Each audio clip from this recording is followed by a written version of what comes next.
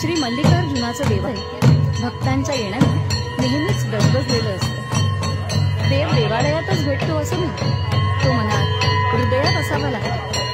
हे कितीही खरं असलं तरी मल्लिकार्जुनांच्या भक्त मंडळींना त्याला प्रत्यक्ष भेटल्याशिवाय मुळी चैनच पडत नाही। तुझ्याच साठी धाव घेई कर्मपुरी तिथे श्रीस्थळी, तुझ्याच भक्तीत लीन होई आळवीत तुझी स्वरभजन। रुद्राभिषेक, लघुरुद्र, महारुद्र, रंगपूजा, आवळी भोजन, वीरामेळ, महाशिवरात्री या आणि अशा अनेक उत्सवांनी मंदिर दुमदुमलेलं असतं। पण हे शंकराचं स्थान आहे, त्यामुळे सोमवार हा वार फार महत्वाचा।